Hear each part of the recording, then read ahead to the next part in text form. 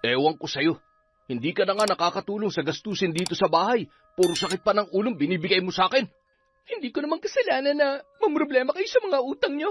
Ang galing nyo naman kasi mangutang tapos hindi naman kayo marunong magbayad. Karmahin sana kayo sa ginagawa nyo. Panginoon ko, bakit ako nagkaroon ng ganito? Wala naman ako masamang nakain para magkaganito ang katawan ko. Ano ba nangyayari sa akin? Nay, pati po sa mukha nyo meron na rin. Kumakalat na po sa katawan nyo ang mga sugat. At saka, ang lansa po ng amoy, Nay. Parang may mga gumagapang sa mga sugat ko. Ang kati-kati. Aray! Ang hapde! Ano man ang pagkakautang ko sa inyo, wala kayong karapatang gawin sa akin to. Napakasama nyo. Wala kayong kasing sama. Taon 2012, Sorsogon. Habang nababalot ng dilim ang buong paligid, naghihintay pa rin sa bahay ni Aling Sonia si Rita. Mahigit 3 oras na nag-aantay ang babae, ngunit hindi pa rin ito nakakauwi. Bakas na sa mukha niya ang pagkainip. Kung hindi niya lang kailangan ang perang inutang sa kanya ni Aling Sonia, ay hindi siya magtsatsaga sa paghihintay. Nang makauwi na ang matanda, ay nadatnan niya pa rin ang babae na halos maubos na ang tubig sa pitsil na nasa maliit na lamesa sa balkonahe. Oh, ikaw na naman, Rita. Halos araw-araw ka na lang pumupunta dito sa bahay.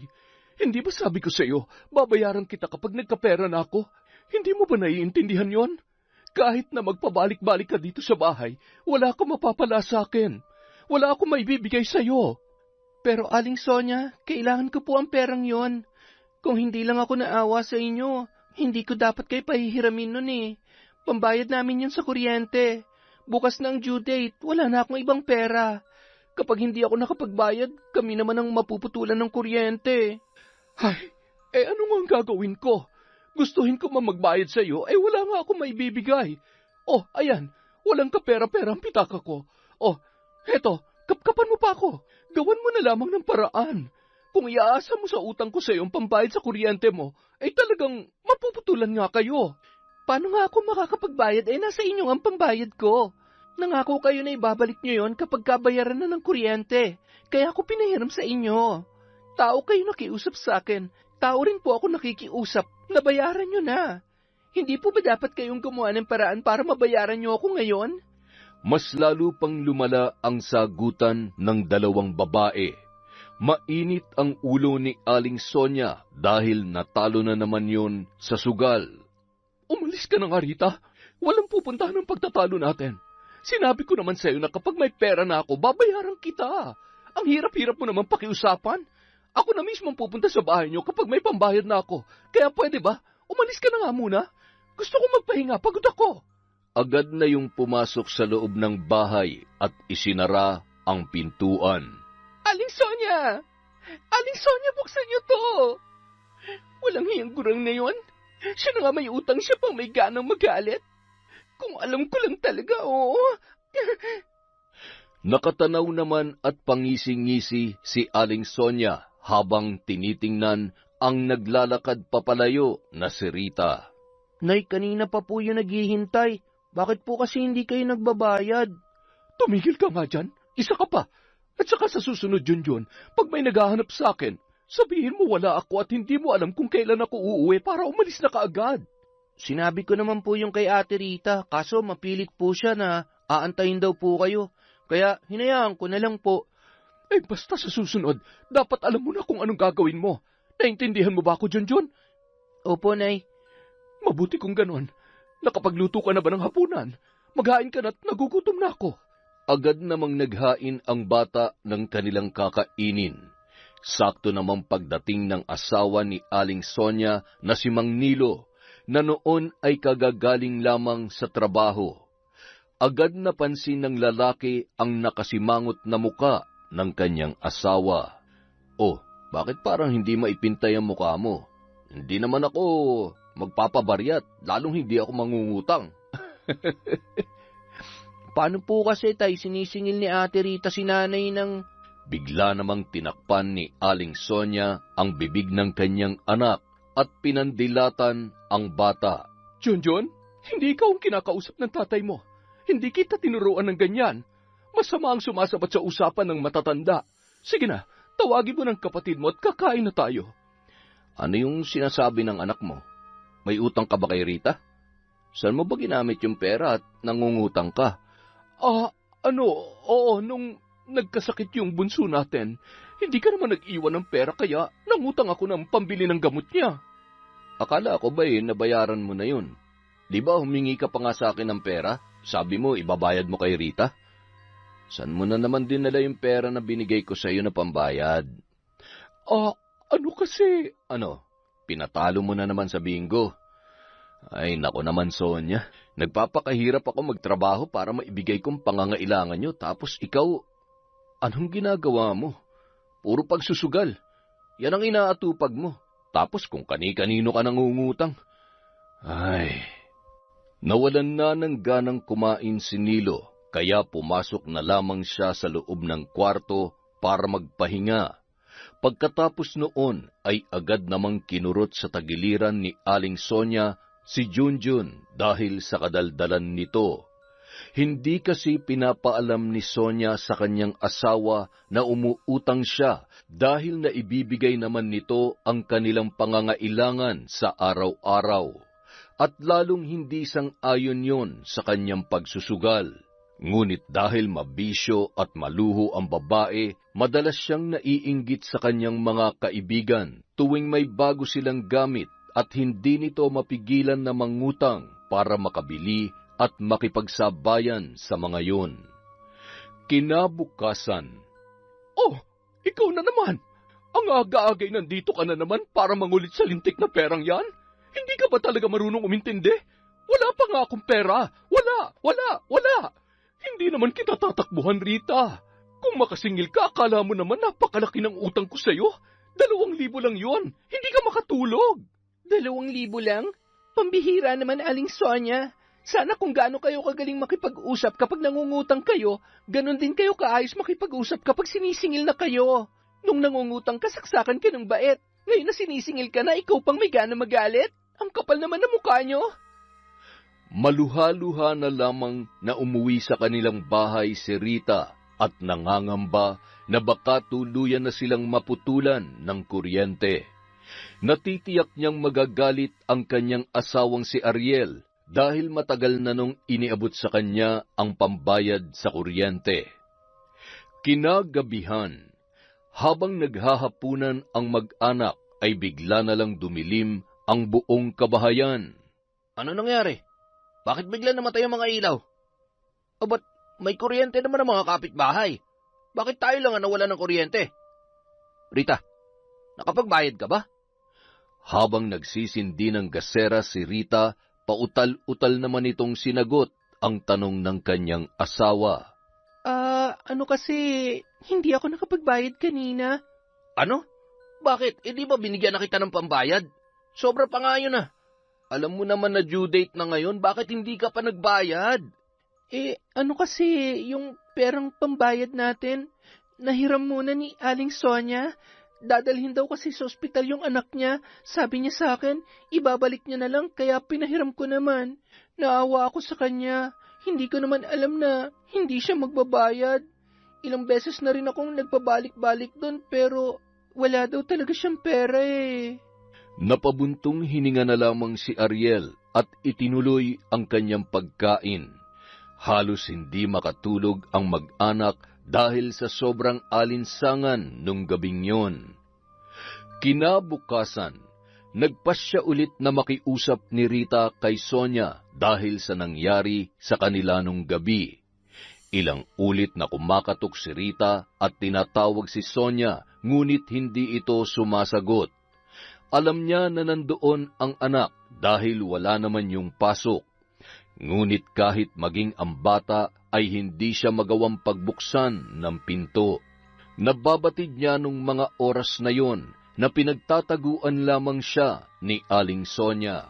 Aling Sonia, buksan niyo po itong pinto. Alam ko na nandyan lamang kayo sa loob. Aling Sonia! Shh! Huwag kayo maingay mga anak. Magsasawa din yung babae na yan. Wala akong panahon para makipag-usap sa hindi marunong makaintindi. Pero Nay, nakakaawa naman po si Ate Rita. Baka kailangan niya rin po ng pera, kaya kayo sinisingil. Ay, pwede ba manahimik ka nga dyan? Maya-maya, biglang natahimik ang buong paligid. Ang buong akala ni Sonia ay umalis na ang babae. Kaya nagmadali na itong umalis para pumunta na naman sa bingguhan. Hindi pa nakakalayo si Sonia sa kanilang bahay, nanlaki ang kanyang mga mata at nagulat nang bigla siyang harangin ni Rita na nooy nakaabang at nagtatago pala sa likod ng isang puno. Sinasabi ko na nga ba pinagtataguan niyo lang ako? Alam kong nandun ka lang sa bahay niyo kanina. Hindi mo ako masisisi, Rita, kung pinagtataguan kita. Nakakainis ka na kasi eh. Paulit-ulit na lang tayo. Hindi mo ba naiintindihan ang sitwasyon ko? Ako pa talaga nakakainis at kailangang umintindi. Mas nakakainis na po kayo. Pinahiram ko kayo dahil naawa ako sa inyo. Pero sana naman, maawa rin kayo sa akin. Naputulan na kami ng kuryente dahil sa inyo. Aba, huwag mong isisi sa akin kung bakit kayo naputulan ng kuryente. Ako ba dapat ang magbayad noon? Kayo nga, hindi ako nakapagbayad dahil nasa inyong pera ko. Kaya nga po ako naniningil. Utang yon at obligasyon nyo na magbayad lalo na't kailangan na kailangan ko rin ng pera. Sana naiisip nyo rin po yon. Pwede ba wag mo akong sigawan dito sa kalsada? Bahala ka dyan. Iniwan ni Aling Sonia ang babae na tila walang pakialam. Nagngingit-ngit naman sa pagkainis si Rita pero wala naman siyang magawa para mapagbayad yon. Sinubukan na lamang ni Rita na manghiram sa kanyang kumare na pambayad ng kanilang kuryente dahil sigurado siya na magagalit ang kanyang asawa kapag umuwi yon na wala pa ring kuryente sa kanilang bahay. Mabuti na lamang at nakahiram ito at agad na nakapagbayad para makabitan na ulit ng kuryente. Kinahapunan, habang papauwi si Rita, nakasalubong niya naman si Mang Nilo. Nahihiyaman ay binanggit niya ang tungkol sa utang ni Aling Sonia. Sige Rita, huwag ka mag-alala. Sa susunod na araw, pag nakuha ko na yung sahod ko ay maglalaan ako ng pambayad sa iyo. Pasensya ka na, ha? Maraming salamat po, Mang Nilo. Nagkautang na rin po kasi ako para makabayad ng kuryente namin eh. Sige, kunin mo na lang sa asawa ko. Iiwan ko sa kanya.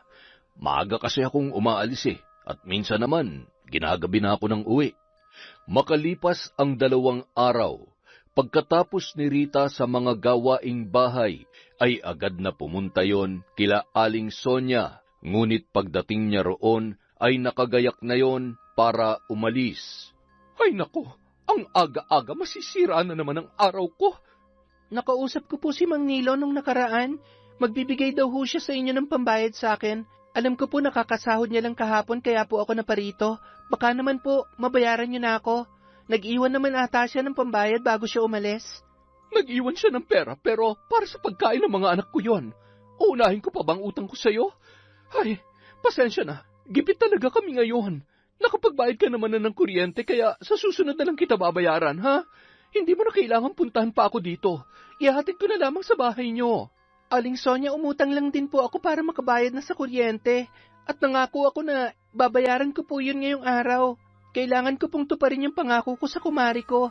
Hindi ako gaya nyo na hindi marunong sumunod sa usapan.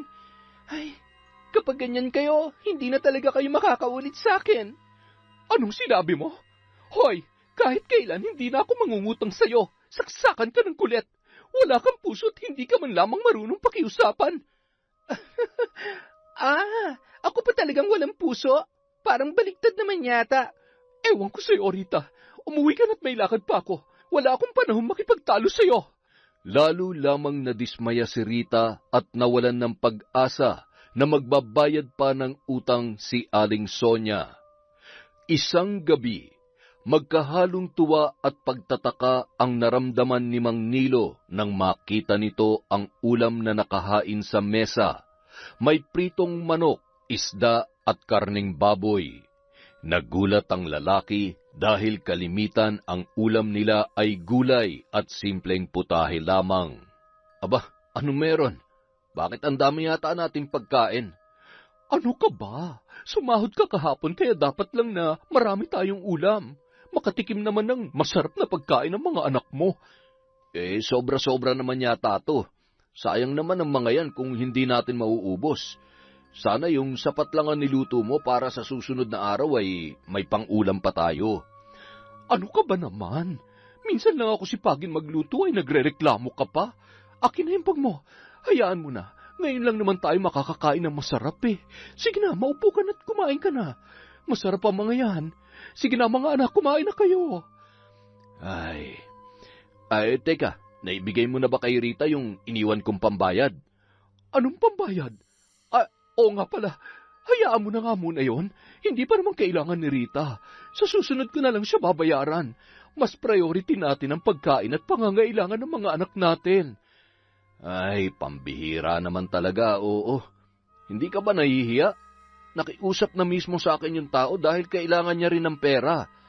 Ano ka ba naman? Kumain na lamang tayo. Igalang natin ang pagkain. Maya-maya na lang natin pag-usapan yan, ha? Malalim na hininga na lamang ang pinakawalan ng kanyang asawa.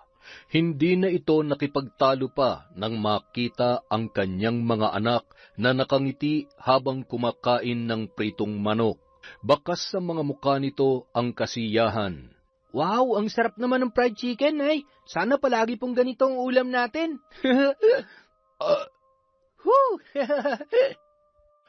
Kinaumagahan. Matapos asikasuhin ni Sonia ang mga anak papasok sa eskwela, nagtungo na naman ang babae sa bingguhan.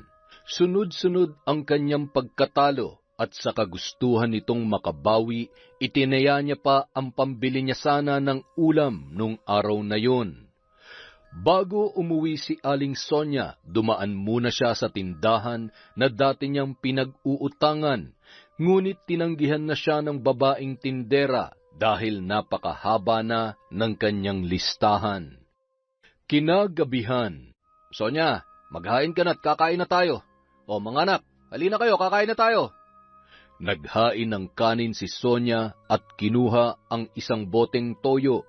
Tinitigan ni Nilo ang asawa na bakas sa muka ang pagkabalisa. Oh, nasaan ang ulam natin?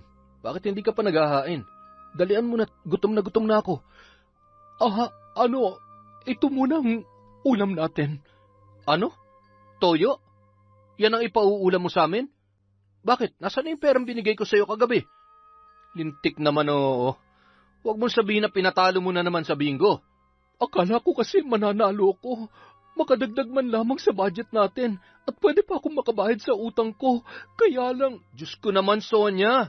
Pwede ba huwag mong iasa sa sugal ang pagdami ng pera mo? Kaya nga sugal dahil wala yang kasiguruhan. Tingnan mo nga, puro ka na lang utang dahil dyan sa pagsusugal mo. Kababae mong tao, tinalo mo pa ako. Padabog na lamang na umalis sa hapagkainan si Nilo at lumabas ng bahay para magpahangin. Hindi na nito kinakaya ang ugali ng kanyang asawa. Kapag may pera, halos ubusin lang sa isang araw at kung ano-anong pinagbibili at kung hindi naman ay ipinapatalo sa sugal. Isang araw, habang naglalakad pa uwi si Rita galing sa talipapa, nadaanan ng babae si Aling Sonia na nooy papauwi na rin sa kanilang bahay. Aling Sonia, mukhang ang dami niyo pong pinamili ah. Mukhang may pera na po kayo. Baka naman po, pwede ko na makuha yung perang inutang niyo sa akin kahit kalahati lang. May kailangan lang akong bilhin. Diyos ko naman, Rita, wala ka na talagang pinipiling lugar sa paniningil mo. Kahit nasa mata o sinisingil mo ko, hindi mo na ako binigyan ng kahihiyan. Nag-iisip ka ba o gusto mo lang talaga akong ipahiya? Kayo naman pong nagtataas ng boses kaya tayo pinagtitinginan ng mga tao. Malumanay ko po kayong kinakausap para hindi natin makuha ang atensyon nila. Pero kayo po ang nag-eskandalo. Tapos ngayon parang nabaliktad na naman. Ako na naman ang masama at ako pa ang mahihiya. Kayo naman po may atraso sa akin. Halos lahat ng taong naroon sa lugar ay nakatingin na sa kanila at nagbubulong-bulungan pa. Hindi na kinaya ni Aling Sonia ang kahihiyan, kaya tumuloy na lamang yun sa paglalakad. Hanggang sa makauwi ng bahay ay galit na galit pa rin yun sa ginawa ni Rita. Lintik na babae yan? Pinapahiya pa ako? mas lalo kitang pahihirapan sa paniningil mo sa akin. Mas lalo ako nawala ng gana para bayaran ko ang utang ko sa'yo. Buisit ka? Pesteng babae? Isang araw, nalaman ni Sonia na may lending na naglilibot sa kanilang barangay, kaya agad itong nakiusyoso at inalam kung ano ang mga kailangan para makasali. Umuwi muna ng bahay si Sonia para kunin ang mga kailangang dokumento na kanyang magagamit. Pagkatapos maipasa at maproseso ang application, umuwi na ito dahil magbibilang pa siya ng 3 araw bago maaprubahan at makuha ang pera. Habang naglalakad pa uwi, nakasalubong niya ang isa sa mga nagtitinda ng pabango at damit na taga doon din sa kanilang barangay. Sige, Mare, kukuha ko ng isa. Basta ang bayad nito pag nakuha ko na yung pera sa lending, ha? Mabango nga. Siguraduhin mo lamang, Sonia, na babayaran mo ito, ha? Balita ko marami ka raw pinagtataguan na utang. Pinapaikot ko lang ang puhunan ko dito, kaya... Ay, chismosa rin pala ang babaeng ito. Huwag ka mag-alala, babayaran kita. May pera akong darating at saka huwag ka nagpapapaniwala sa mga naririnig mo. Alam mo naman ang chismis. Makalipas ang 3 araw, nakuha na ni Sonia ang perang inutang niya sa lending corporation. Pagkakuha niya pa lamang ay diretso na agad sa bayan at namili ng kung ano-ano. Naabutan na siya ng gabi sa kanyang pamimili. Habang bumababa sa sasakyan at bitbit ang mga pinamili, pinagtinginan siya ng mga kapitbahay at hindi nakaligtas sa mapanghusgang mga mata ng mga ito. Tingnan mo yan si Sonia. Akala mo kung sino mapera? Inutang lang naman sa lending ang pinambili niyan. Inuna pa talaga mga kaprikyo sa buhay niya kesa bayaran ng mga utang. Hindi na nahiya. Ang kapal ng mukha. Hoy, pinag-uusapan niyo ba ako? Mga inggitera, bakit hindi rin kayo umutang kung gusto niyo? Huwag niyo akong pakialaman kung ano ang gawin ko sa pera ko. Hindi naman ako humihingi ng pambayad sa inyo, ah. Nang makarating sa kanilang bahay, sinalubong ng mga anak si Sonia. Tuwang-tuwa ang mga ito dahil sa mga pasalubong ng kanilang ina. Wow, Nay, ang dami niyo pong pinamili. May mga damit at laruan pa. Oo nga, Sonia. San ka na naman kumuha ng pinambili mo niyan? Huwag mong sabihin na nangutang ka na naman. Hindi ka na naman nag-iisip. Wala na nga tayo maipon, puro ka pa utang. Nanghinayang naman ako kung hindi ako uutang. Sayang ang insurance na ino-offer nila. Isa pa, halos lahat nga ng taga dito sa atin ay sumali na. Huwag ka mag-alala. Maliit lang naman ang babayaran natin linggo-linggo. Ano? Linggo-linggo ang hulog? San ka naman kukuha ng panghulog? Buwanan ng sweldo ko. Ay, nako. Itong sinasabi ko sa'yo, ikaw ang bahala dyan, ha? Ay, Sonia, ano ka ba naman? Paano pag hindi ka nakahulog? Alam mo kapag hindi ka tumigil sa kakautang mo, sigurado, 1 araw makukulong ka. O kaya may mangkukulam na lang sa'yo. Alam mo, ako nahihiya dyan sa mga pinaggagawa mo eh. Huwag ka na mag-alala, Nilo. Wala pa naman ako nababalitaan na nakulong dahil sa utang. Kaya hindi ako natatakot. Isa pa, ako nang bahalang dumiskarte. Utang ko to, kaya huwag ka na mamroblema dyan, ha? Ay, ewan ko sa'yo. Hindi ka na nga nakakatulong sa gastusin dito sa bahay. Puro sakit pa sa ulong binibigay mo sa akin. Aba, nanunumbat ka ba? Obligasyon mo naman na buhayin ang pamilya mo. Hindi na nga ako maganda ugaga sa mga gawain dito sa bahay at sa pag-aasikaso sa mga anak mo, tapos sasabihan mo pa ako na walang naitutulong? Alam ko naman, pero ang akin lang sana, matuto ka naman magtipid. Ikaw lang din naman ang inaalala ko. Huwag puro luho at utang. Halos lahat ng sweldo ko napupunta lang sa pambayad ng mga utang mo at pambili mo ng mga hindi naman natin kailangan. Ay, nako. Hindi na nakipagtalo pa si Aling Sonia sa kanyang asawa. Inayos niya na lamang ang kanyang mga pinamili at maya-maya biglang may kumatok sa kanilang pintuan. Siguro si Aling Ana po yan, Nay. Kanina po galing siya dito eh. Yung bayad daw po sa kinuha niyong pabango. Sabi ko bumalik na lang po siya kasi wala pa po kayo. Oh, Mare, bumalik ka na lang bukas ha. Sabi kasi ng matatanda, bawal daw maglabas ng pera kapag gabi. Baka malasin ako kaya Bukas na lamang kita babayaran, ha? Napakamot na lamang ng ulo si Ana at halatang pinipigil ang pagkayamot dahil ilang beses na itong nagpabalik-balik sa bahay ni na Aling Sonia. Medyo may distansya pa naman ang bahay noon, ngunit walang nagawa si Ana dahil sadyang matigas ang ulo ni Sonia. Hindi na dapat siya babalik kinabukasan dahil may kalayuan ang kanyang bahay. Ngunit sadyang hindi mapilit ang babae, kaya nangako na lamang ito na siya na lamang ang maghahatid ng bayad para umalis na si Ana. Kinabukasan, nang malaman ni Rita na isa sa mga kasali sa lending si Sonia, inutusan nito ang panganay na anak na puntahan ang babae para singilin. Iho, sabihin mo sa nanay mo na sa susunod ko na lang siya babayaran. May nakalaan na kasi sa perang nakuha ko. Sabihin mo, wag nga siya masyadong atat. Babayaran ko naman siya pero hindi lang muna ngayon. Umalis na lamang ang bata at umaasa si Rita na nakakuha ito dahil alam niyang may pera na si Sonia. Ngunit wala itong ibinigay ni Cinco. Sinabi na lamang sa kanya ng bata kung ano ang pinasasabi ni Aling Sonia. Sumusobra na talaga yan si Aling Sonia. Grabe, napakakunat singilin. Panay pangako na magbabayad kapag may pera na. Ngayon na nagkapera, hindi pa magawang magbayad. Hindi na maubusan ng palusot at dahilan. Nakakainis talaga. Hayaan mo na lang, Rita. Sasakit lang ang ulo mo sa ganyan tao. Kung ayaw magbayad, huwag mong pilitin. Sa susunod, piliin mong taong pautangin mo nang hindi ka ma-stress sa kakasingil. Sinisingil na rin ako ng nautangan ko na pinambayad ko sa kuryente natin kaso, mukhang hindi na talaga siya magbabayad. Huwag mo nang isipin yon. Ako nang bahalang dumiskarte ng pambayad para naman hindi ka mapahiya sa kumari mo. Sige na, alis na ako at baka malit pa ako sa trabaho, ha?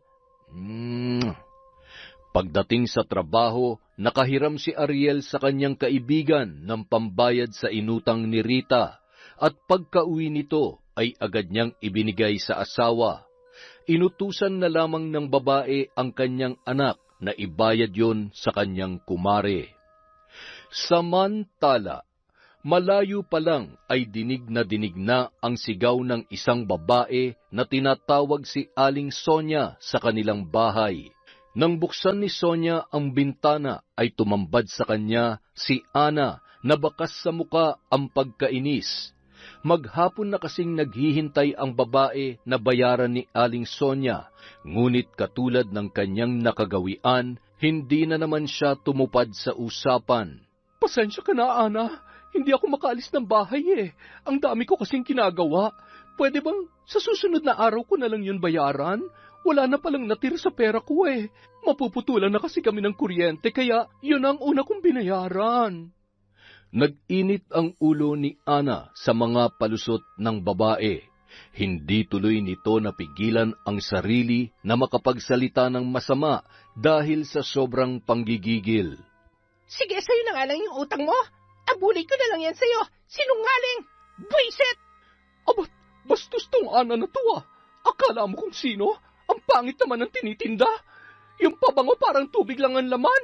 Gusto mo isoli ko na lang sa'yo at isaksak mo dyan sa baga mo? Hindi na pinansin ni Ana si Aling Sonia at nagmadali nang umalis sa lugar na yon.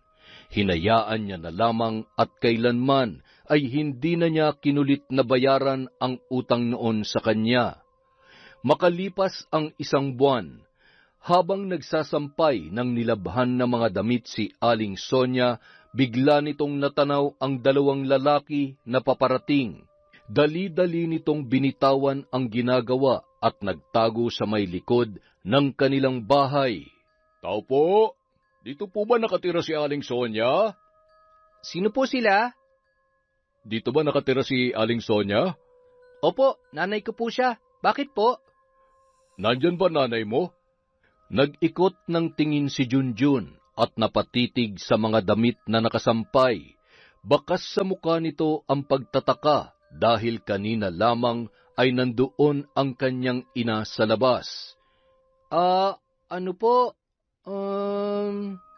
Hindi na natapos ng bata ang sasabihin nang mapalingon sa may kanto ng kanilang bahay na nakasilip ang ina na sinesenyasan ang kanyang anak. Wala po siya dito ngayon eh. Ano po bang kailangan niyo sa nanay ko? Pakisabi na lang sa nanay mo na ilang linggo na siyang hindi nakakahulog sa utang niya. Pag hindi ka mo siya nakabayad, ipapabarangay na namin siya. Malaki pa naman ang inutang niya sa amin. Sige po. Makakarating po kay nanay. Sige, maraming salamat ha. Tutuloy na kami. Babalik na lang kami sa susunod na linggo. Sana naman maabutan at makabayad na yan nanay mo. Pagkaalis ng dalawang lalaki, ay agad naman lumabas si Aling Sonia kung saan siya nagkukubli. Agad niyang nilapitan ang anak at pasilip-silip pa ito kung talagang nakaalis na nga ang dalawang lalaki. Nay, siguro naman po, nadinig niyo yung sinabi niya. Oo, huwag ka maingay ha. Huwag mo tong sasabihin sa tatay mo na hindi ako nakakabayad. Siguradong sa sermon na naman ako noon. Ay.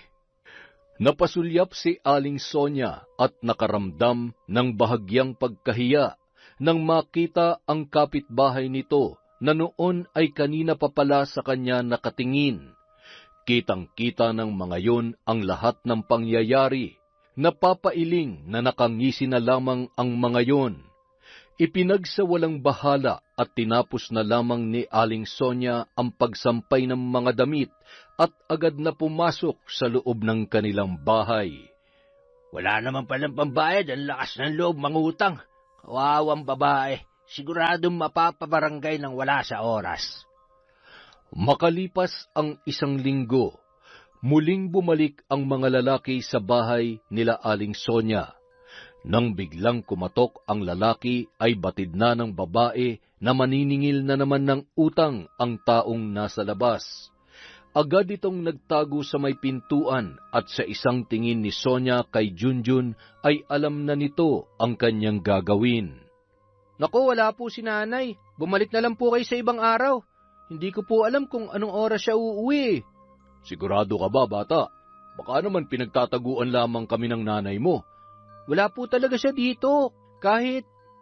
Hindi na natapos ni Junjun ang kanyang sasabihin nang tawagin at lumapit sa kinaroroonan ni Sonia ang bunsong anak nito na mag-aapat na taon pa lamang na madalas na naiiwan kay Junjun kapag wala siyang pasok at minsan naman isinasama ni Sonia kapag naglalaro ng bingo.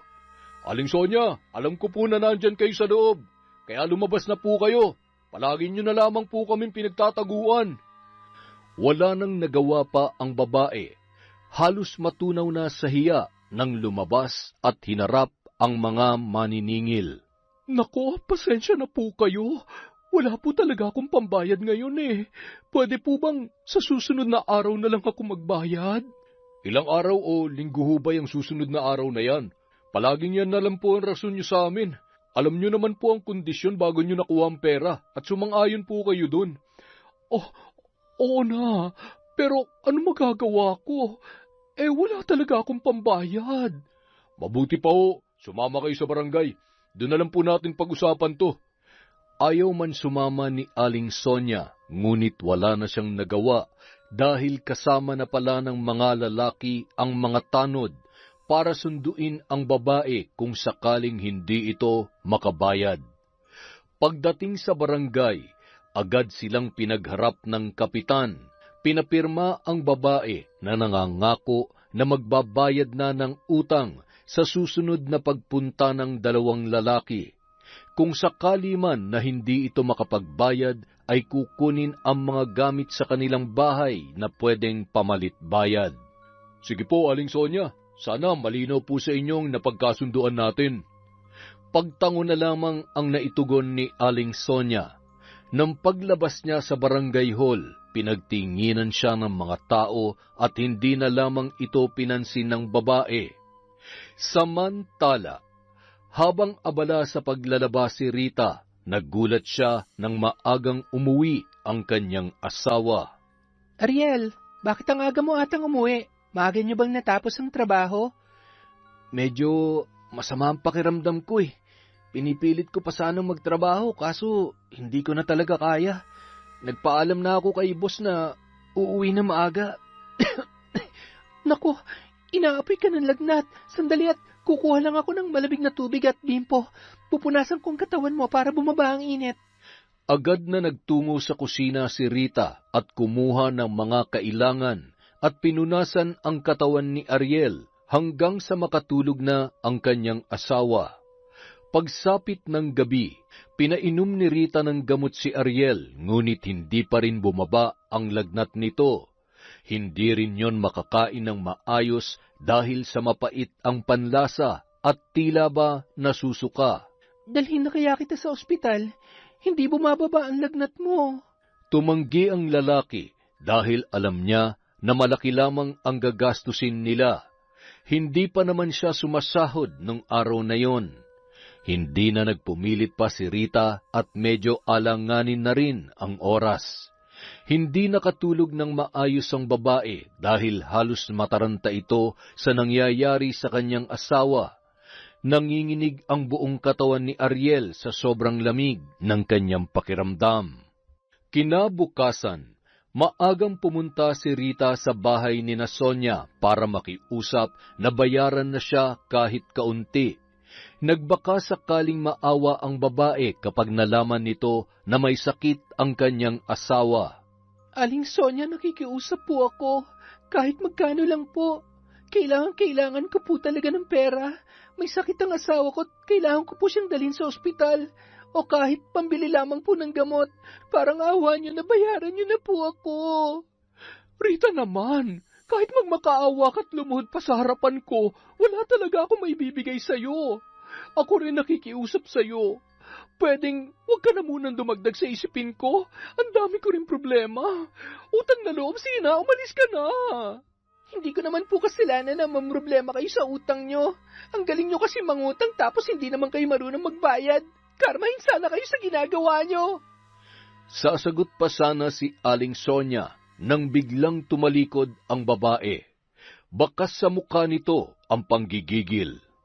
Samantala, pagbalik ni Rita sa bahay, nadatnan niya ang asawa na nakabaluktot at balot ng kumot.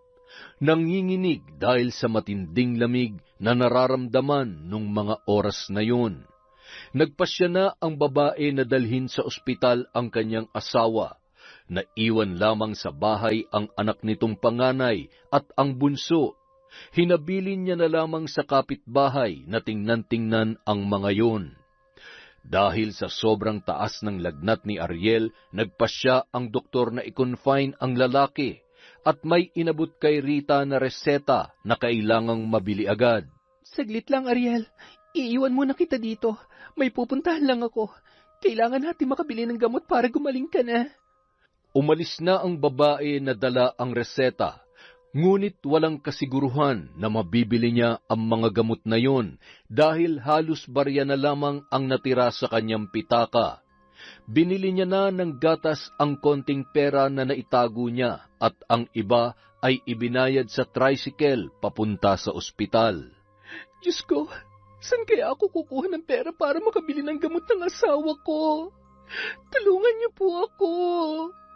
Lumapit si Rita sa kanyang mga kakilala para humiram ng pera na pambili ng gamot. Sa kabutihang palad, nakahiram siya at nagmamadaling bumili at nakabalik na ng ospital. Pasensya ka na, Ariel, kung medyo natagalan ako, ha? Ito na ang gamot. Uminom ka na para bumaba na yung lagnat mo. Teka, saan ka kumuha ng pambili? Sabi ko naman sa'yo, sa bahay na lang ako magpapagaling eh. Mga halamang gamot lang. Yun ang katapat nito. Napagastos patuloy tayo. Ano ka ba?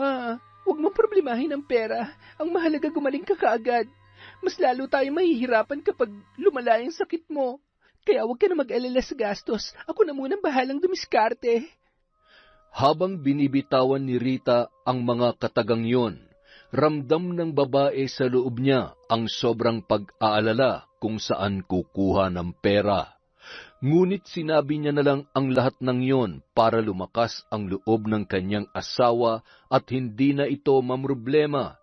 Baka mas lalong makasama pa yon sa kanyang kondisyon. Kinabukasan, medyo bumaba na ang lagnat ni Ariel, ngunit hindi pa yon pinayagan ng doktor na lumabas ng ospital dahil may mga gagawin pang laboratory tests sa lalaki para malaman kung bakit hindi agad nawala ang kanyang sakit. Magaling na ako, Rita. Baka pwede na tayong lumabas. Kapag tumagal pa ako dito, mas lalo lamang lalaki ang babayaran natin. Narinig mo naman ang sinabi ng doktor. Hindi pa pwede. Huwag kang makulit. Ang pera, makukuha pa natin yan, pero ang buhay iisa lang. Kaya hanggat hindi ka pa lubusang gumagaling, hindi tayo uuwi. Makalipas ang ilang sandali, umuwi si Rita para tingnan ang mga anak na iniwan sa kanilang kapitbahay. Kumuha na rin siya ng mga damit ni Ariel at ng iba pang mga kakailanganin. Bago bumalik sa ospital, naisipan niya muling magbakasakali kay Sonia na makakuha ng pera. Tulad ng dati, ganun pa rin ang sagot ng babae. Wala pa rin itong pakialam sa kanyang pinagdadaanan. Umalis si Rita na maluha-luha dahil sa hindi nito malaman kung saan pa siya kukuha ng perang pambayad sa ospital. Samantala, dinukot ni Rita ang natitirang barya sa kanyang bulsa at bumili ng tinapay sa nadaanan niyang bakery. Pagkatapos makuha ang tinapay, muli siya naglakad at hindi mawala sa kanyang isip kung paano niya mababayaran ang ospital. Tulala habang patuloy sa paghakbang, ngunit tila wala sa sarili. Bumalik ang kanyang diwa nang biglang may kumalabit sa kanya. Ineng, pwede ba akong manlimos? Kahit barya lamang. Nagugutom na kasi ako. Marumi ang damit ng matanda at mahaba ang kulay puti nitong buhok. Medyo nakakatakot ang itsura, ngunit ang nakaagaw ng kanyang pansin ay ang bitbit nitong litrato ng isang babae. Pasensya na po, wala na po akong pera. Pero eto po, sa inyo na po itong tinapay. Ito na lang po ang may bibigay ko sa inyo. Maraming salamat, Ineng. Teka, mukhang may problema ka. Napakalalim ng iyong iniisip. Ano bang bumabagabag sa'yo? Wala po, ayos lang po ako. Hindi ka ayos, Ineng. Alam ko na may mabigat kang pasanin. Dahil sa pangungulit ng matanda, hindi na napigilan ni Rita na pumatak ang kanyang mga luha. Napaupo ang dalawang babae sa isang upuan na yari sa simento at nagsimulang ikwento ni Rita ang kanyang problema sa matanda. Kahit mukhang may pagdududa na baka may problema sa pag-iisip ang matanda, wala na siyang pakialam dahil maayos niya naman itong nakakausap. Kaya hindi niya na napigilan na magkwento ng kanyang saloobin. Naiintindihan ko ang iyong nararamdaman, Ineng. Minsan na rin akong nalagay sa ganyang sitwasyon. Pwede kitang tulungan sa iyong problema. Po, ano pong ibig niyong sabihin? Ito ba ang isa sa mga dahilan ng iyong problema? Habang itinuturo ang litrato ng isang babae, na siya namang labis na ikinagulat ni Rita kung bakit mayroon noon ang matanda.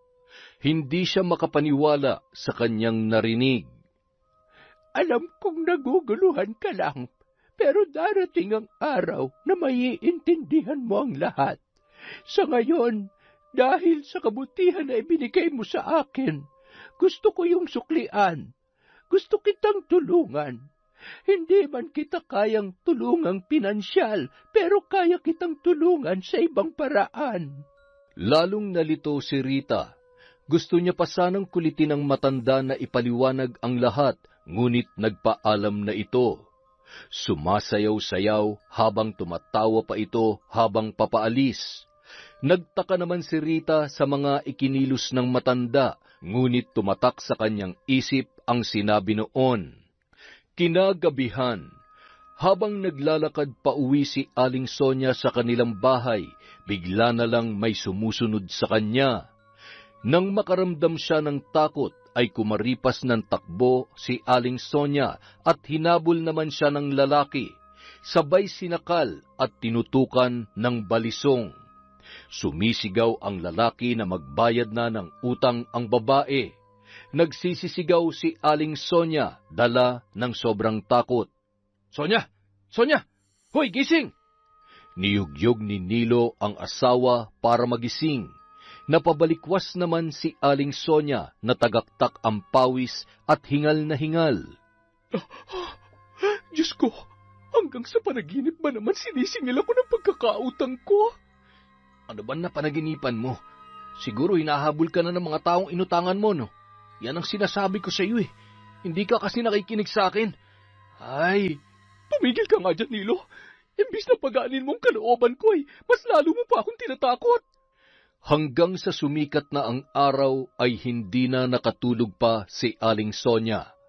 Dahil hindi mawaglit sa kanyang isipan ang nangyari sa kanyang panaginip, kahit anong pikit ng kanyang mga mata, ay hindi na ito makaramdam pa ng antok. Bigla ring nangati ang kanyang katawan, kaya mas lalo yung hindi nakatulog.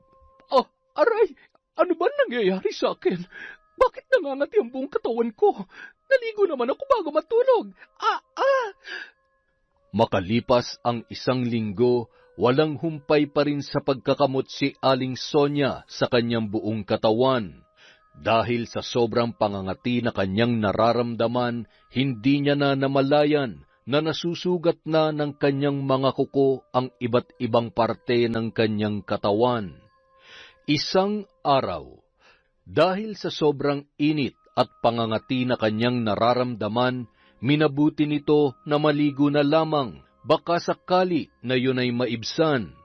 Nang ibuhos ng babae ang 1 tabong tubig sa kanyang katawan, napasigaw siya nang dumampiyon sa kanyang likurang bahagi. Aray!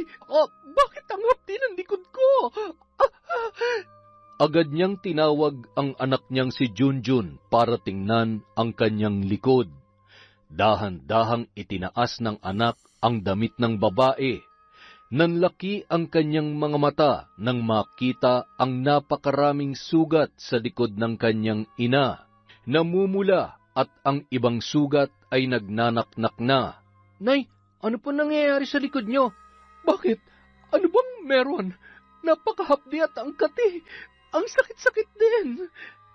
Mabilis na tumakbo si Junjun papunta sa kwarto at kinuha ang salamin, tsaka itinutok sa likod ng kanyang ina para makita ni Sonia kung gaano na kalala ang mga sugat sa kanyang likuran. Panginoon ko, bakit ako nagkaroon ng ganito? Wala naman akong nakain na kung ano para magkaganito ang katawan ko. Ano ba nangyayari sa akin? Nay, pati po sa mukha niyo meron na rin. Kumakalat na po sa katawan niyo ang mga sugat. At saka, ang lansa po ng amoy, Nay. Hinablot ni Sonia ang salamin na hawak ni Junjun at agad na itinapat yon sa kanyang muka.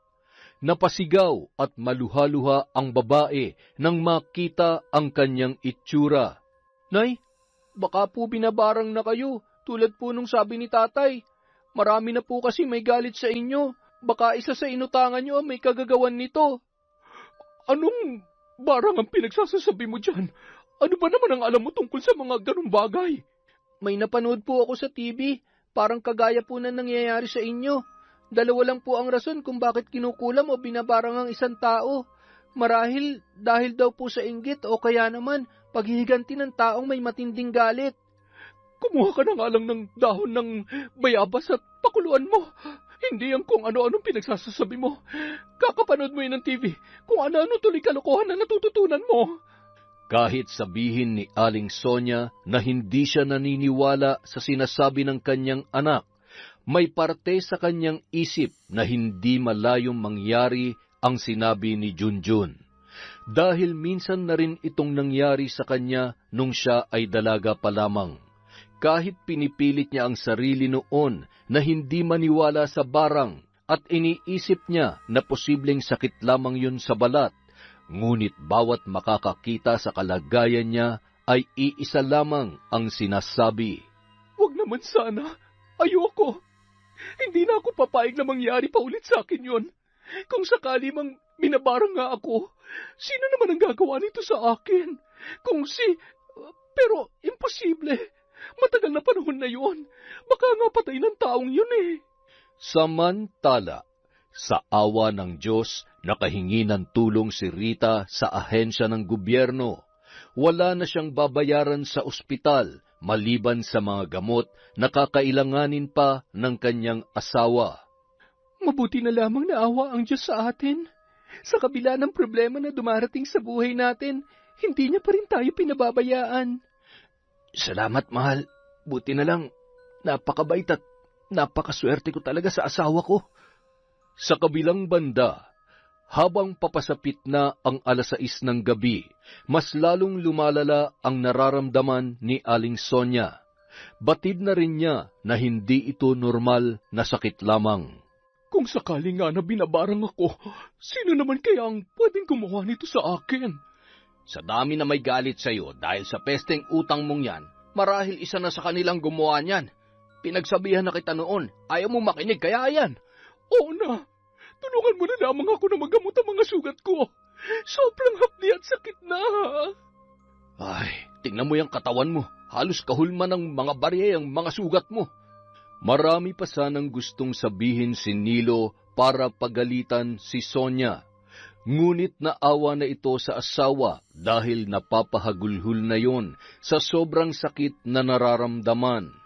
Sinubukang lagyan ng lalaki ng isang likido baka sakaling mawala ang pangangati na nagiging dahilan para mas lalong lumala ang mga sugat ng babae.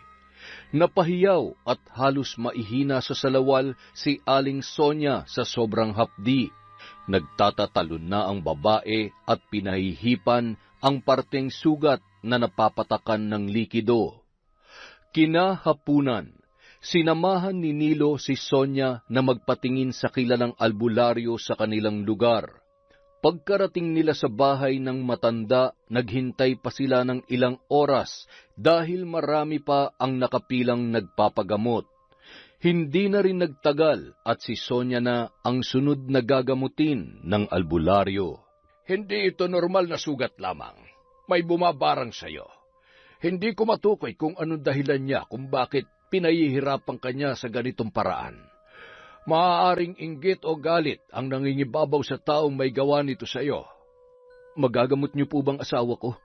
Mapapagaling niyo po ba mga sugat sa kanyang katawan? Hindi ko maipapangako na gagaling siya agad.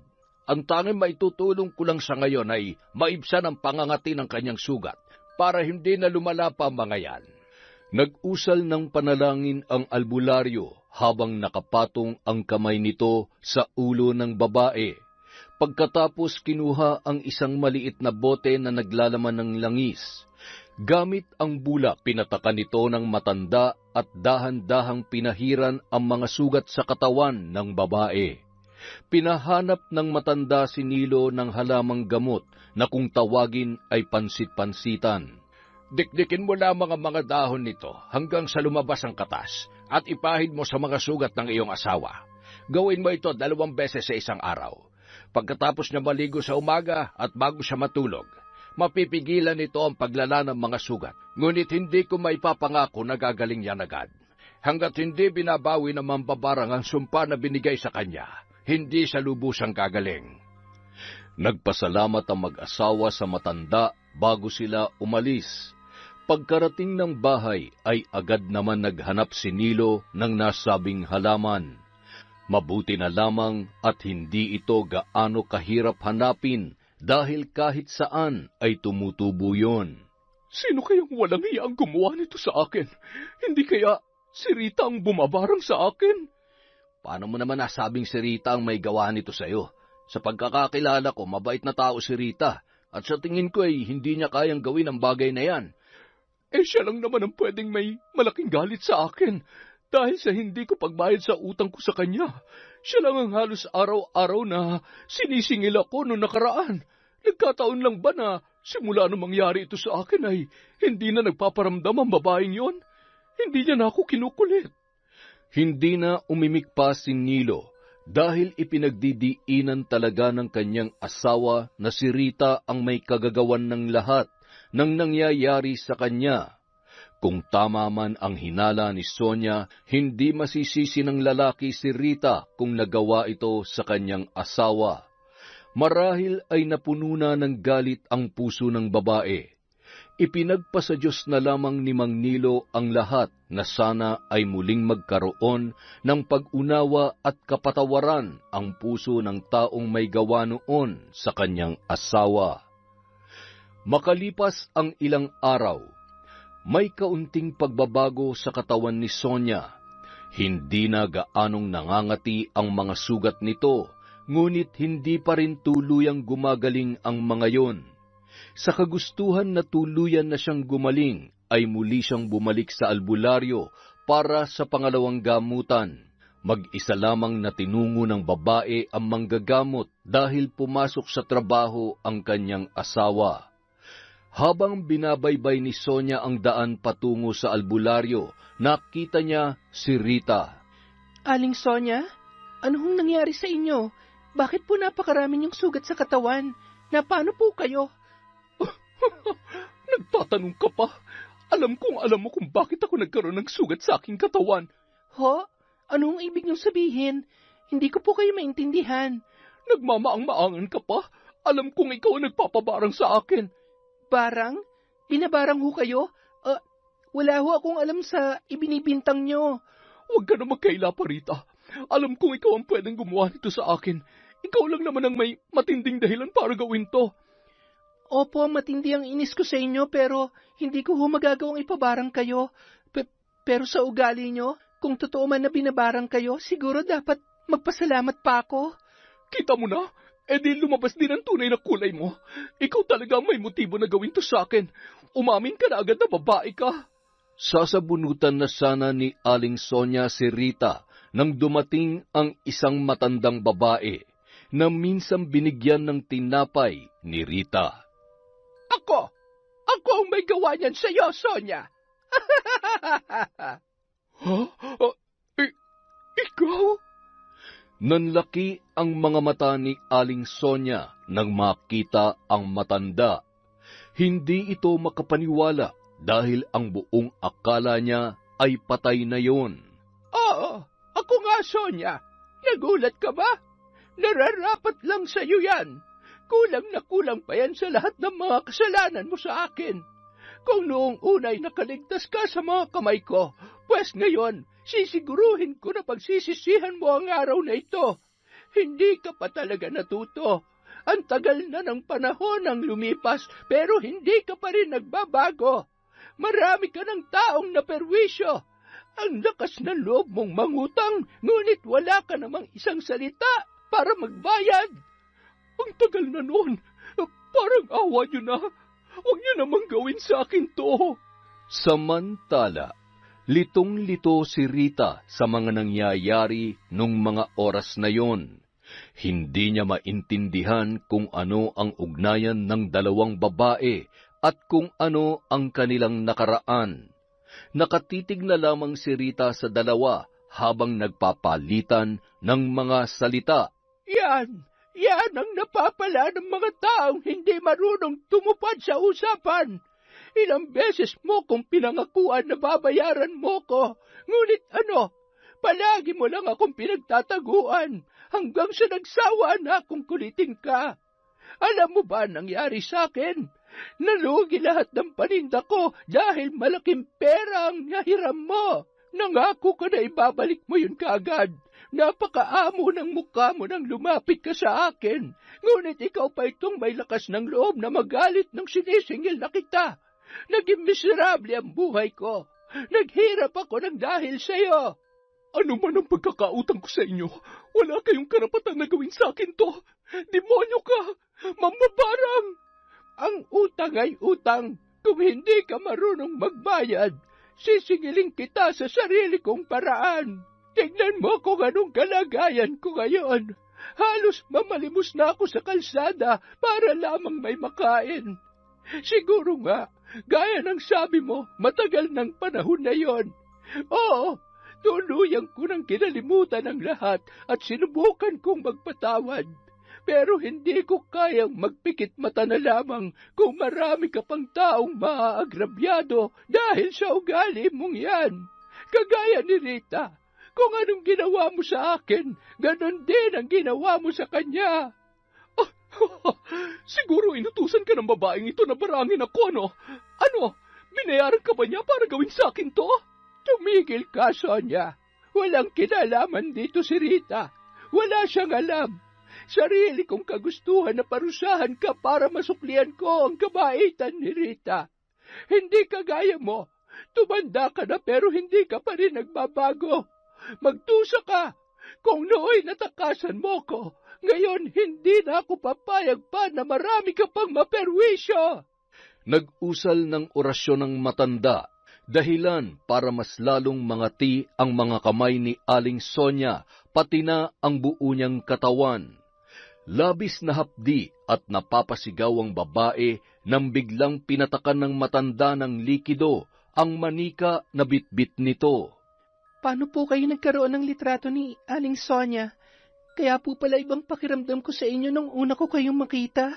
Isa po pala kayong mambabarang. Huwag kang matakot.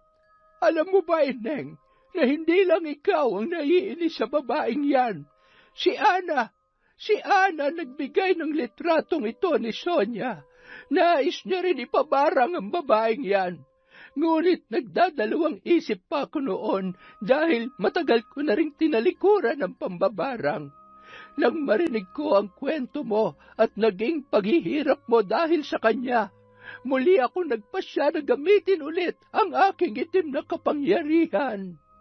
Hindi makapaniwala si Aling Sonia sa kanyang mga narinig habang naglulupasay yon sa may kalsada. Tama na ho. Itigil niyo na po ang pagpapahirap kay Aling Sonia. Maawa na po kayo alang-alang sa mga anak niya na nag-aantay sa kanilang bahay. Tanggalin niyo na po ang sumpa na ibinigay niyo sa kanya. Parang kinurot ang puso ni Aling Sonia sa mga sinabing yon ni Rita. Sa kabila ng kasamaan nito sa babae, ay hindi pa rin ito nagtanim ng galit. Sadyang napakabuti ng kalooban nito at doon lamang napagtanto ni Sonia ang kanyang mga nagawang kasalanan. Ako na po nagmamakaawa sa inyo, Lola. Itigil niyo na po ang ginagawa ninyo. Parang awa niyo na po. Ako na pong humihingi ng kapatawaran sa mga nagawang kasalanan ni Aling Sonia. Nahabag naman ang matanda kay Rita kaya tumigil na yon sa pagbulong ng mga kahindik-hindik na salita. Ilang sandali pa ay tumigil na rin sa paghiyaw si Aling Sonia. Napaluhod ang babae sa lupa sa sobrang panghihina na naramdaman at agad namang inalalayan ni Rita ang babae. Pasalamat ka, Sonia. Napakabusilak ng puso nitong si Rita. Alang-alang sa kanya, ititigil ko na ang pagpaparusa sa iyo. Sana naman ay matuto ka na at magbago. Sige na, maiwan ko na kayo. Sandali lang po. Hindi na pinakinggan ng matanda ang sasabihin ni Rita. Nais niya sanang hilingin sa matanda na tuluyan ng bawiin ang sumpa kay Sonia. Tumawag si Rita sa asawa para magpaalam na sasamahan niya lang muna si Sonia sa isang albularyo para humingi ng tulong. Sige na, Rita. Iwan mo na ako dito. Wala akong karapatang humingi ng tulong sa iyo. Pabayaan mo na ako. Mas kailangan ka ng asawa mo. Ano po ba kayo? Hindi kaya ng konsensya ko na pabayaan kayo sa kalagayan niyong yan. Sige na po, aalalayan ko na po kayo para mapuntahan na natin yung albularyo. Mabuti na lamang at pagdating nila doon ay wala nang masyadong tao, kaya hindi na sila gaanong naghintay pa. Binalutan ni Rita ng balabal ang katawan ni Sonia dahil halos sundan sila ng mga langaw na hindi magkamayaw sa pagdapo sa sugat ng ginang. Tulad ng sinabi ko, pansamantalang lunas lamang ang maibibigay ko sa iyo, Sonia. Mapipigilan lamang nito ang paglala ng iyong mga sugat, ngunit sa lakas na mambabarang, hindi ko kayang tanggalin ang sumpa na nakakabit sa iyo.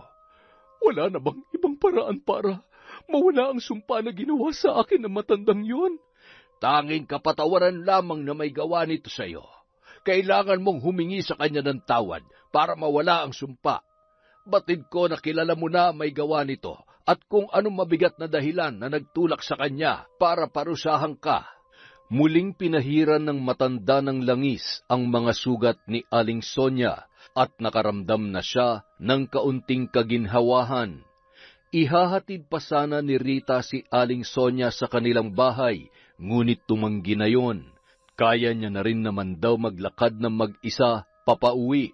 Maraming salamat, Rita.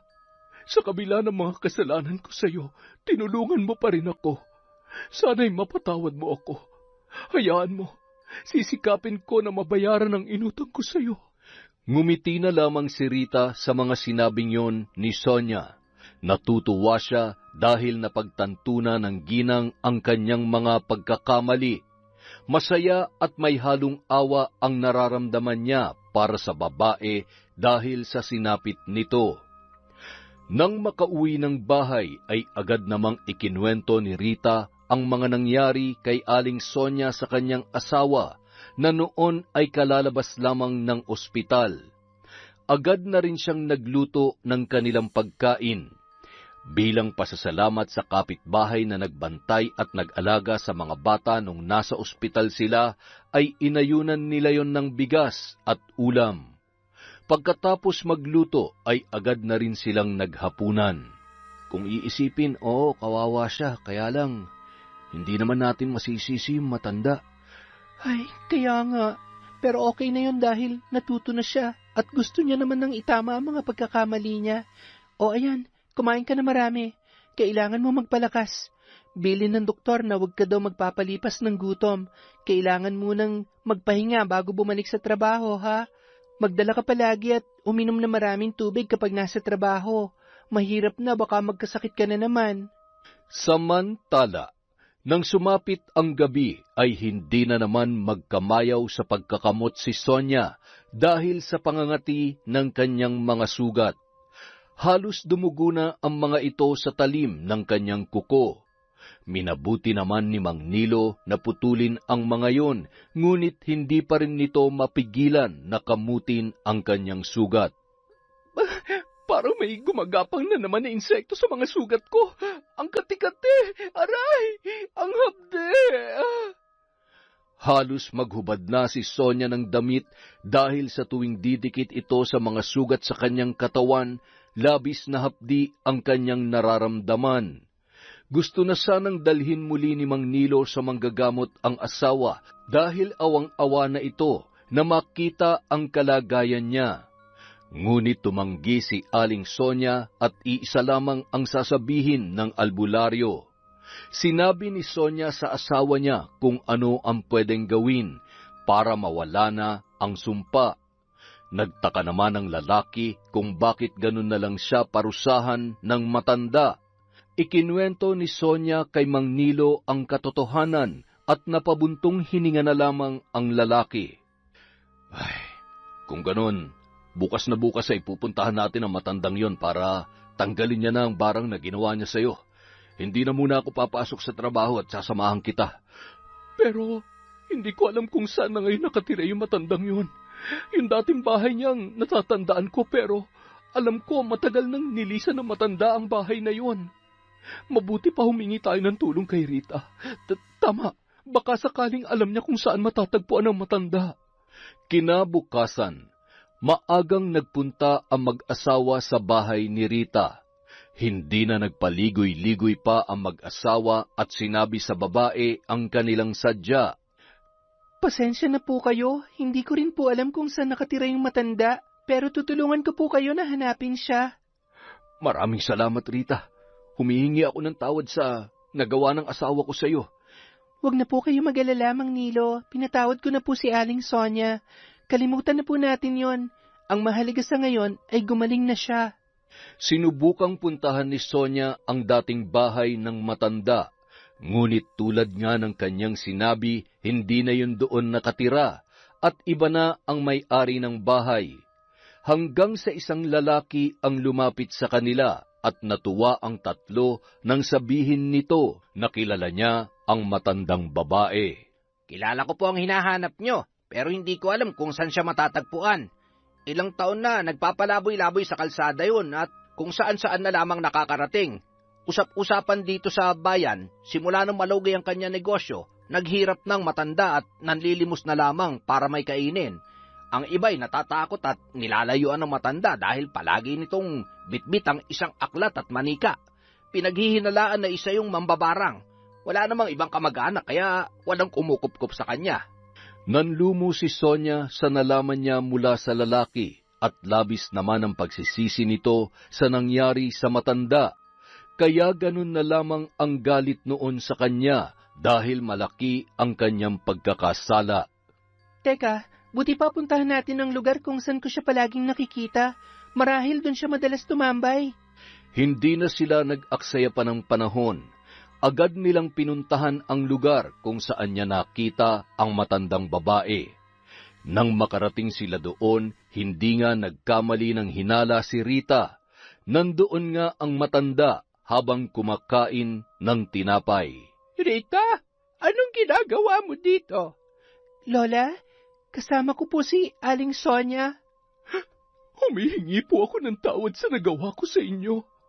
Hindi ko akalain na ganito ang kahinatnan ng mga pagkakamali ko. Pinagsisisihan ko na po ang lahat ng yon. Sana mapatawad niyo na po ako. Huli na ang lahat, Sonia. Hindi na may babalik pa ang nakaraan. Nangyari nang nangyari. Parang awa niyo na po. Alisin niyo na ang sumpa na ibinigay niyo sa akin. Hindi ko na po kaya. Magbabago na po ako. Pangako yan. Patawarin niyo lamang po ako. Itinigil ko na ang pambabarang sa'yo. Ngunit hindi ko na mababawi pa ang sumpa na nakakabit sa'yo. Sa mga kamay mo nakasalalay ang pagkawala ng bisa noon. Ano pong ibig niyong sabihin?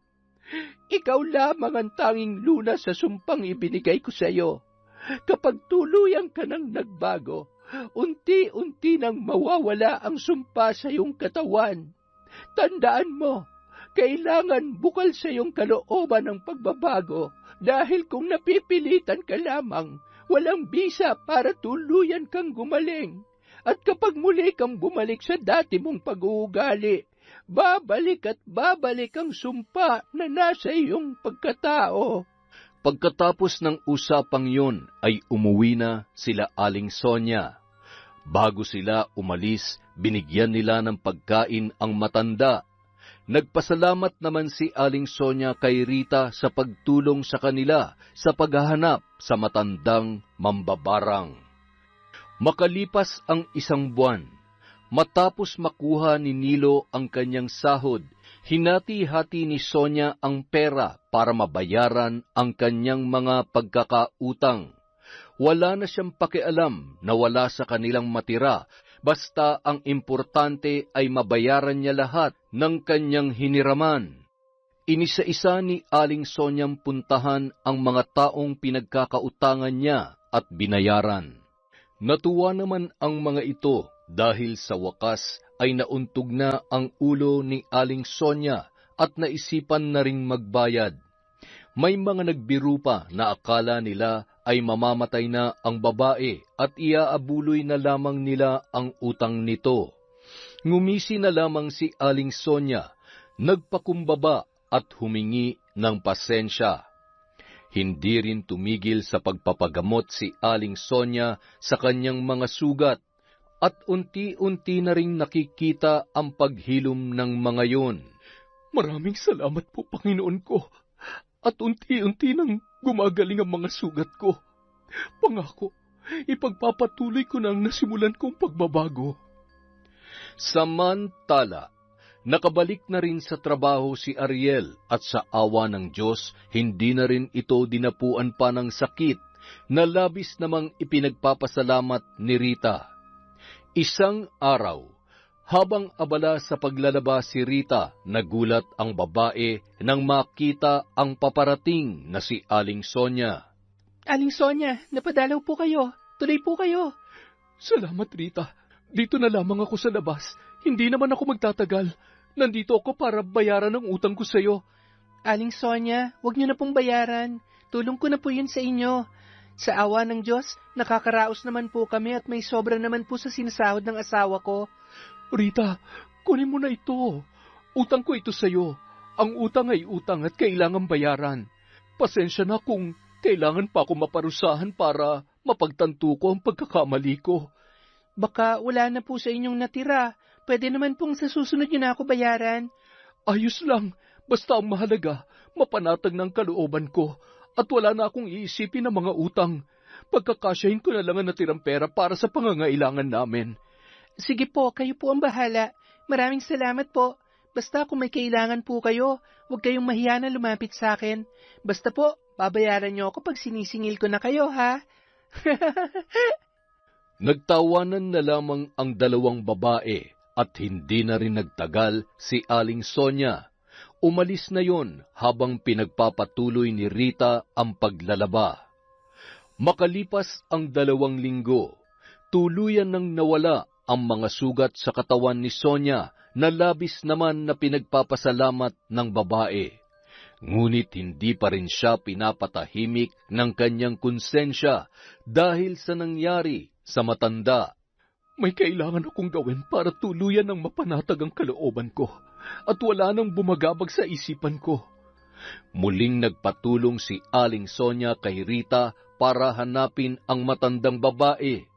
Sa mahigit kalahating araw na paghahanap, natagpuan nila ang matanda na nakapwesto sa labas ng simbahan habang nanlilimos.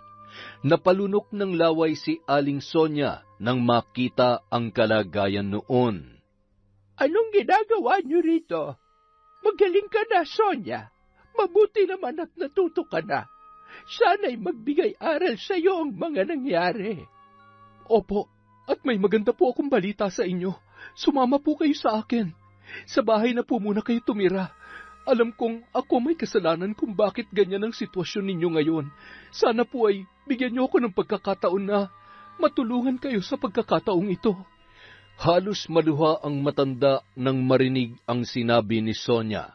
Pagkarating ng bahay ay agad niyang inasikaso yon para maligo at mawala ang mabantot na amoy.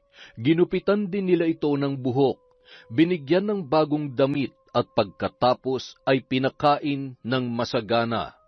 Tuwang-tuwa ang matanda sa bago niyang itsura. Dahil doon, nawala na ng tuluyan ang galit sa kanyang puso kay Aling Sonia. Napalitan na ito ng paghanga sa babae dahil mas pinili nitong magbago at pagsisihan ang kanyang mga pagkakamali.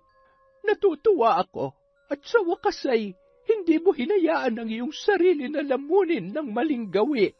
Salamat at pinaranas mo uli sa akin ang buhay na normal at magkaroon ulit ng tatawaging pamilya. Pasensya ka na sa nagawa ko sa iyo. Sinunog ng matanda ang aklat ng karunungan at ang manika nito na ginagamit sa pambabarang. Tinalikuran niya na rin ang masamang gawain at muling nagbalik loob sa Diyos. Naghanap na rin ng trabaho si Aling Sonia para makatulong sa kanyang asawa. Habang nasa trabaho ang babae, naiiwan naman ang kanyang mga anak sa matanda. Tumutulong ang matanda kay Aling Sonia sa lahat ng gawaing bahay. Kay sarap sa pakiramdam na magkaroon ng isang pamilya na kailanman ay hindi ko naranasan.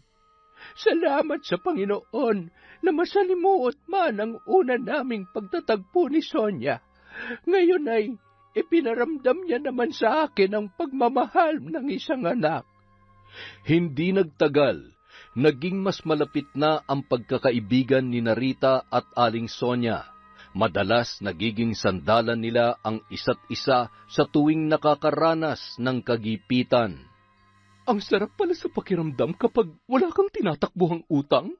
Hindi mo kailangan magtago dahil wala kang pambayad at mahimbing na rin akong nakakatulog sa gabi.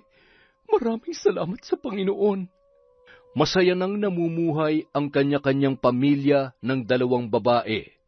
Nang magkaroon ng sariling tindahan, hindi sila tumatanggi kapag may humihingi ng tulong sa kanila.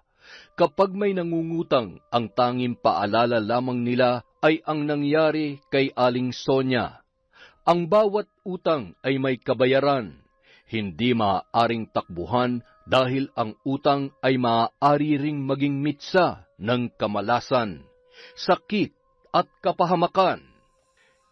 Maraming salamat po sa walang sawang pagsuporta sa Kwentong Enteng. Mag-iipon po ulit tayo ng shoutout para sa susunod na episode ng Kwentong Enteng.